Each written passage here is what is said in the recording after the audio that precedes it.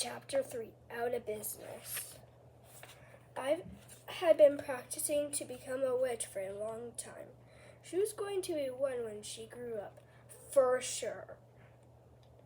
She had already learned a lot of important witch things, like spells and potions, especially potions. Potions were fun because you had to mix ingredients to make them. Ingredients for potions were things like bugs and hair and leaf juice and rust. Ivy's collection of ingredients stood on a shelf in a special section of her room. She called the magic lab. Sorry, I have hiccups.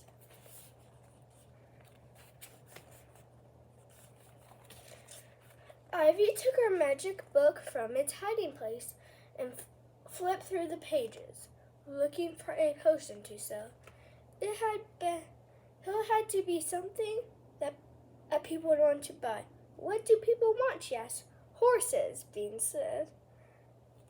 She wanted a horse. Ivy looked in her book. Here's one for making your horse as fast as an eagle. Bean rolled her eyes. That's not much help if you don't have a horse. Ivy nodded. Then she giggled. Here's one that makes the first person you touch fall in love with you. Ew, gross, touching. Bean shivered. Maybe we could sell it to Nancy, suggested Ivy. Too mean, said to Nancy, asked Ivy. No, to whoever touches her, geez. Okay, Ivy looked through more pages. Then she stopped. This is a good one, a flying potion. Hey, and flies are one of the ingredients. I've got tons of flies. She looked at the bottom on her shelf. That's perfect, Bean said. Everyone wants to fly. I bet we could charge $10. $10 a bottle for a flying potion. $10? That's 2 bags of bologna cheese, said Ivy. That's 12 pieces of wax, said Bean. Yuck, said the next day at lunch recess. But you'll fly, said Bean, flapping her arms up and down to show flying. What are those black things? He asked, looking at the jar of potion. It had turned out sort of yellowish, except for the bits of black. Secret, said Bean. Flies, said Ivy at the same moment. Gross, he said.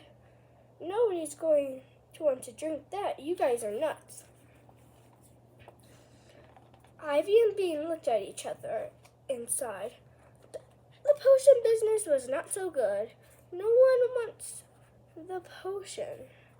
Not even the special sale price of $1.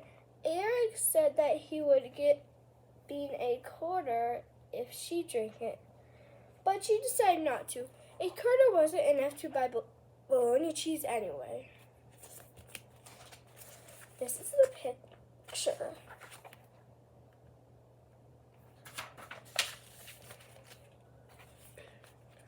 Lunch was almost over. They needed a potion buyer on the double. Vanessa walked by, a lump of red wax in one hand and her brother Toby in the other. Even though he was only in kindergarten, he had a lump of red wax too. It was worth a try. Hey, Toby, trade you a flying potion for your wax, called Bean. He turned around and looked at her. She waved the jar of potion. Don't you want to fly? She waved the jar some more. Look, I can hardly keep it in my hand. It's trying to fly away. She gave the jar a little toss. See it? The jar slipped through her fingers and crashed against the cement. The breezeway. Ivy and Bean stared at a million pieces of glass sitting in a puddle of dead flies and yellow goop. Just what do I have here, young ladies? Ivy and Bean turned around. It was Rose, the yard duty. The potion business went from bad to worse. Here's Rose, the yard duty, and here's Ivy and here's Bean. Chapter 4. Breaking the news. We'll see what happens then.